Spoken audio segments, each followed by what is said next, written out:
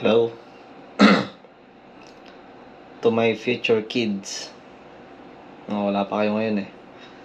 I'm making this video to let you know that your father, tatay nyo kung magtatayo sa akin, is really working hard for your future.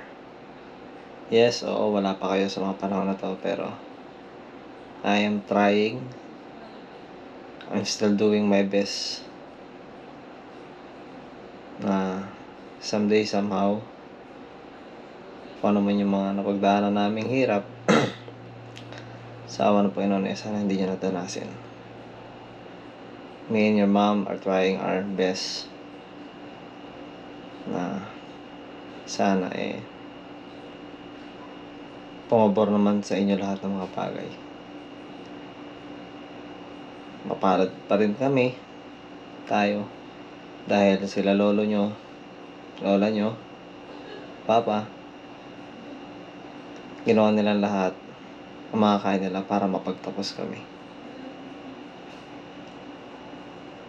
Gusto ko rin malaman nyo na kahit mahirap, pinipilit namin. Kasi ni minsan, hindi sumuko yung mga magulang namin para sa amin. Sa mga panahon na to, yes, dumadaan kami ng mga pagsubok. Lahat naman ng tao dumaraan. Napunta na rin kami sa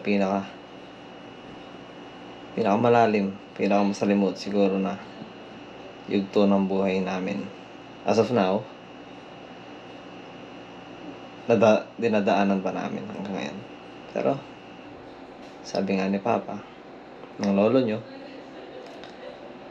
a small seed of faith can move a mountain.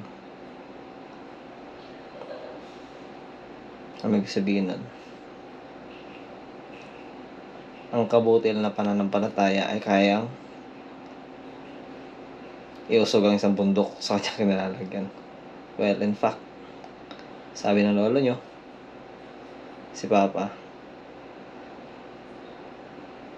ang bundok na yun ay hindi literal na bundok, kundi ito yung mga problema, suliranin natin sa buhay na napaka-imposible na masolusyonan. Pero sabi nga, magkaroon ka nga lang ng isang maliit na pananampalataya, kaya mong iusog ang bundok na yan. I've been there. Si lolo nyo, napunta na rin sa ganong sitwasyon. Si mama nyo. But thankfully, God is always with us. Hindi niya tayo pinapabayaan. Kahit na minsan napapabayaan na natin siya. Aminado naman ako na hindi ako perfectong tao. But still, yun ang nakakapagtaka. Kahit hindi ko na-deserve, binibigay pa rin ni God. Minsan nga, yung hihilingin natin, sobra pa kung ibabalik niya. Yung ibibigay niya. Bakit? Kasi bago mo hilingin yan, alam niya na yan. Dahil siya ang pinakamakapangyarihan sa lahat. Although dumadating ang time na, dahil tao tayo, na panghihinaan ng loob. Pero lagi natin tatandaan, gaya ng sabi ni Jesus Christ nung manalangin siya sa bundok, nang matakot siya dahil nakita niya lahat ng kanyang mga dadaanan sa bundok ng Kalbaryo.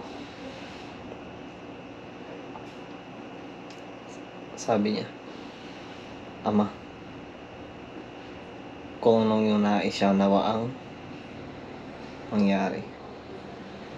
So every time, anak, wala ka pa ngayon, hindi kita alam kung lalaki ka o babae. Every time na isipin mo na may problema, isuko mo sa Panginoon, gaya ng payo sa akin ng lolo mo.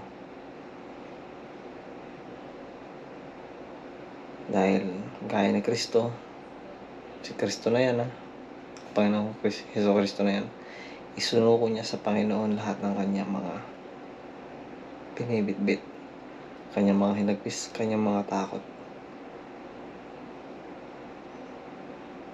At ipagkatiwala sa kanya lahat ng bagay.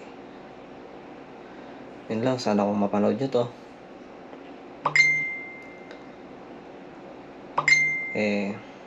ma-appreciate niyo ang sacrifice namin ng mga lolo at lola nyo para umabot sa punto na ito. Makakapanood kayo ngayon. Well, this is me, father, and of course, punta natin si mama ninyo. Okay? Maybe, kung nandito pa itong YouTube, sana mapanood nyo ito. And I'm making videos for YouTube. Of course, ang pinaka-motive ko talaga dyan is para sa aking mga future generation. Okay? So, kung abot sa mga apo, bakit hindi? So, ito natin. Ito yung mother nyo during our time. Naglalaro ng palaro. Yan, bait yan. Ginagawa niya rin yung best niya para sa future ninyo, mga anak namin. Wala pa kayo dito sa mundo.